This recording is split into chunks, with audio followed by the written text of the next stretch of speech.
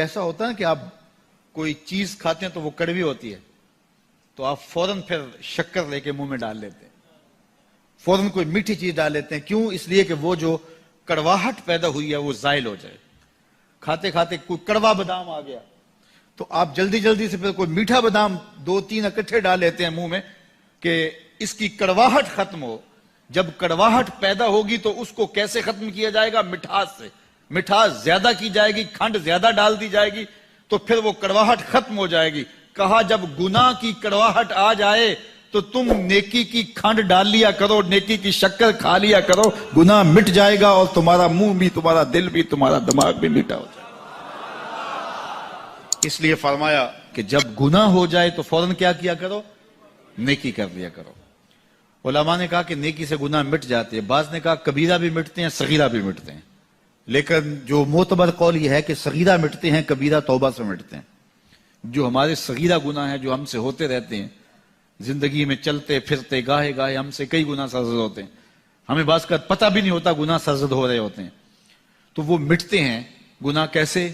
وہ گناہ مٹتے ہیں نیکی کرنے سے. جب وضو کرتے ہیں ہاتھ کے گناہ مٹ جاتے ہیں، جب کلی کرتے ہیں منہ کے گناہ مٹ جاتے ہیں. اللہ اکبر. اسی طرح جب آپ نماز پڑھتے ہیں تو آپ کے بدن کے گناہ گر جاتے ہیں. جب نماز جمعہ پڑھتے ہیں ایک جمعہ سے لے کر دوسرے جمعہ تک کے درمیان کے گناہ ختم ہو جاتے ہیں. جب آپ عمرہ کرتے ہیں ایک عمرے سے لے کر دوسرے عمرے کے درمیان تک کے گناہ مٹ جاتے ہیں. اور جب آپ حج کرتے ہیں تو ایسے ہوتے ہیں جیسے ابھی ماں کے پیٹ سے جنم لیا ہو. سارے گناہ مٹ جاتے ہیں، ایک گناہ بھی بدن پہ باقی نہیں رہتا. اللہ اکبر. فرمایا صحابہ کیا تمہارے گھر کے سامنے سے نہر گزرتی ہو اور تم اس نہر سے 5 وقت غسل کرتے ہو، تمہارے بدن پر کوئی میل کچیل رہے گا؟ عرض کی یا رسول اللہ کیسے رہ سکتا ہے؟ فرمایا یہی مثال 5 نمازوں کی. جب 5 نمازیں پڑھتے ہو بدن کے گناہ دھل جاتے ہیں. تو فرمایا جب گناہ کر بیٹھو تو نیکی کیا کرو، نیکی کرنے سے گناہ مٹ جاتے ہیں. ارشاد فرمایا جو اللہ سے ڈرے اللہ اس کے لیے راستے کھول دیتا ہے اور اللہ اس کو وہاں سے دیتا ہے جہاں سے اسے گمان بھی نہیں ہوتا. وَمَن يَتَوَكَّلْ عَلَى اللَّهِ فَهُوَ حَسْبُهُ. اور جو اللہ پر بھروسہ کرے اللہ اس کے لیے کافی ہو جاتا ہے، اس کی ضروریات کا وہ خود کفیل ہوتا ہے اور اس کے کام اس کے ذمہ کرم پہ ہوتے ہیں، کو ہو کے دیکھے اس کا. تو جو اللہ سے ڈرے اللہ اس کے لیے راستے بناتا ہے. حضرت عوف بن مالک رضی اللہ تعالی عنہ الاشجعی حضور کی خدمت میں حاضر ہوئے اور عرض گزار ہوئے کہ میرا بیٹا سالم مشرکین کی قید میں ہے اور میں فاقوں کی حالت میں ہوں. تو فرمایا آل محمد کے پاس ایک سیر جو ہیں، بس اس کے علاوہ ہمارے پاس بھی کھانے کے لیے دنیاوی اسباب نہیں ہیں. کہا صبر کرو اور اللہ سے ڈرو اور لا حول ولا قوت الا باللہ کثرت کے ساتھ پڑھو. یہ ایسا وظیفہ ہے، ایک حدیث پاک میں آتا ہے کہ یہ 99 بیماریوں کا علاج ہے. اس میں سب سے کم درجے کی بیماری ہم اور غم ہے. یہ دکھوں کا مداوع ہے، مشکلات کا علاج ہے، اور یہ وظیفہ میرے حضور نے بتایا. حضرت ابو ذر غفاری رضی اللہ تعالیٰ عنہ کو حضور نے 5 چیزیں بتائی تھیں. ان میں سے 5ویں چیز یہ تھی کہ ابو ذر کثرت کے ساتھ لا حول ولا قوت الا باللہ پڑھا کرو. فرمایا عرش الہی کے نیچے ایک خاص خزانہ ہے، یہ وظیفہ وہاں سے آیا ہے. یہ زندگی میں معمول بنا لو، جب پھنس جاؤ مشکلات میں آ جاؤ تو لا حول ولا قوت الا باللہ پڑھو، اللہ راستے کھولے گا. تو حضور نے 3 چیزیں فرمائی، اللہ سے ڈرو، صبر کرو اور کثرت کے ساتھ لا حول ولا قوت الا باللہ پڑھو. وہ فرماتے ہیں کہ میں یہ عمل شروع کیا، ابھی گھر میں بیٹھا ہی تھا کہ دروازے پہ دستک ہوئی تو میں اٹھا کہ دروازہ کھولوں دیکھوں کہ کون ہے. تو دروازہ کھولا، دیکھا میرا بیٹا کھڑا ہے اور اس کے پیچھے 100 اونٹ کھڑے ہیں. تو میں نے کہا کہ تم اور یہ اونٹ؟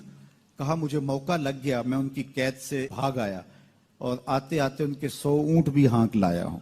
وَيَرْزُقْهُ مِنْ حَيْثُ لَا يَحْتَسِبُ. وہ تمہیں وہاں سے رزق دے گا جہاں سے تمہیں گمان بھی نہیں. اس کے ہو کے تو دیکھو. اللہ اکبر. اللہ کے ہو جاؤ تو پھر وہ تمہاری ضرورتوں کا کفیل ہو جائے گا. فرمایا حضرت عبداللہ ابن مسعود رضی اللہ تعالیٰ عنہ نے کہ کسی شخص کو فقر و فاقہ آ جائے تو وہ لوگوں کو بتائے کہ میں آج کل بڑے مشکل حالات میں ہوں، ہر وقت لوگوں کو بتاتا رہے تو اس کی مشکل بڑھے گی، اس کی مشکلیں آسان نہیں ہوں گی اس طرح. اور اگر وہ اپنی اس مشکل کو کسی سے شیئر نہ کرے بلکہ مصلی بچھا کے اپنے رب سے کہے کہ مالک فقر و فاقہ آ گیا ہے اور اس کا علاج تیرے پاس ہے، اس مرض کا مداوع تیرے پاس ہے. تو حضرت عبداللہ ابن مسعود فرماتے ہیں کہ رسول کریم نے فرمایا جلد یا بدیر اللہ اس کو مالا مال فرما دے گا. یہ بھی کبھی کر کے دیکھو، مشکل آ جائے، فاقہ آ جائے، مصیبت آ جائے، کسی سے نہ کہو، صرف اپنے رب سے کہو، پھر دیکھنا اس کی کرم نوازیوں کا می کیسے برستا ہے. فرمایا اللہ پر بھروسہ کرنے کا جو حق ہے اگر وہ تم ادا کر دو، وہ تمہیں ایسے رزق عطا کرے جیسے پرندوں کو عطا کرتا. ہم تو دکان پہ جانا ہوتا ہے، فیکٹری میں جانا ہوتا ہے، ہم اپنے کاروبار پہ جانا ہوتا ہے، نوکری پہ جانا ہوتا ہے، مزدوری پہ جانا ہوتا ہے، ہمیں پتہ ہے کہاں آج صبح جانا ہے. لیکن پرندوں کو کوئی پتہ نہیں ہوتا کہاں جانا ہے، راس المال بھی نہیں ہوتا، لیکن صبح نکلتے ہیں، شام کو کبھی بھی خالی پیٹ نہیں آئے. بن توکل پنچھی اڑ دے، خرچ نہ پلے زیرا ہو. گھر سے خالی پیٹ نکلتے ہیں، جب واپس آتے ہیں تو پیٹ بھرے ہوئے ہوتے ہیں، اور پھر جو ان کی ضرورت ہوتی ہے اللہ وہ ساری ضرورتیں پوری کرتا ہے، جو جو ضرورت ان کی ہوتی ہے. یہ شیر کتنا گوشت کھاتا ہے اللہ روز اسے دیتا ہے. یہ ہنس روزانہ سچے موتی کھاتے ہیں، اور آپ مارکیٹ میں لینے جائیں لاکھوں روپے لگا کے تولے ماشے کے حساب سے آپ خریدتے ہیں، پھر بھی آپ کو یقین نہیں ہوتا کہ یہ سچے ہیں یا 2 نمبر ہیں.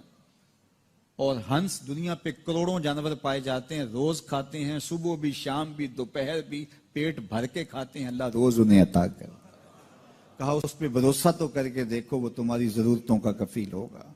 اس پہ بھروسہ کرو گے وہ تمہیں وہاں سے دے گا جہاں تجھے گمان بھی نہیں ہوگا. حضرت عمر رضی اللہ تعالی عنہ جا رہے تھے نا، رات کو پہرے پہ کھڑے تھے، تو ایک گھر سے ایک خاتون اپنی بیٹی کو کہہ رہی تھی دودھ میں پانی ڈال لو. تو بیٹی بولی امیر المومنین نے منع کیا ہے. تو کہا امیر المومنین کب دیکھ رہے ہیں؟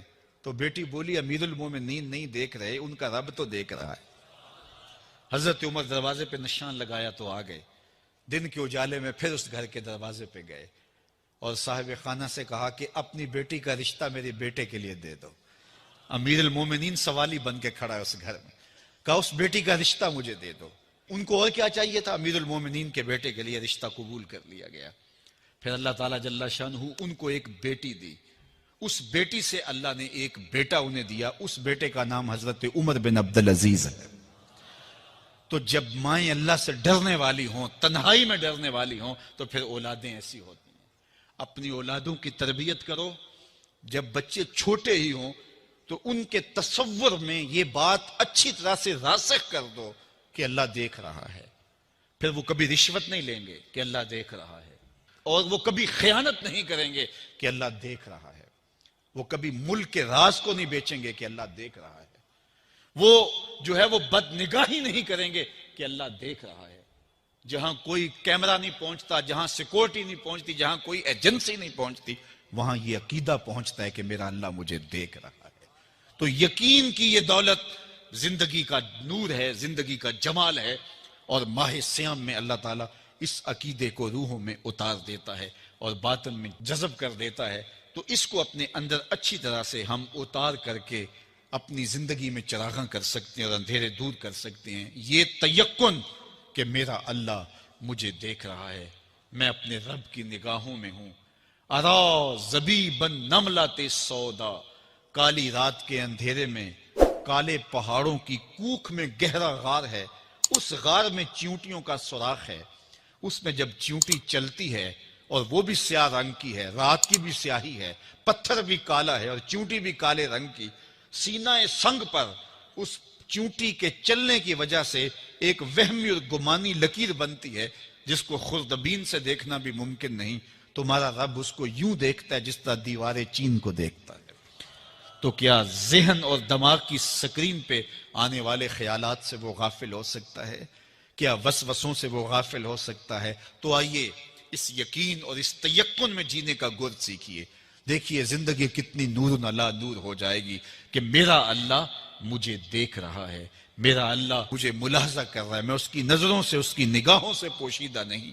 تو یہ عقیدہ ماہ سیام میں ہمیں نصیب ہوتا ہے. اور اگر ہم نے ماہ سیام کے دامن سے یہ سب کچھ نہیں سیکھا اور پورا مہینہ بھوک کاٹی، پیاس کاٹی اور مہینہ گزار دیا، اور عید کے دن وہیں کھڑے تھے جو ہم 29 شعبان کو جہاں کھڑے تھے، تو پھر ہم نے رمضان کی برکت کیا پائی.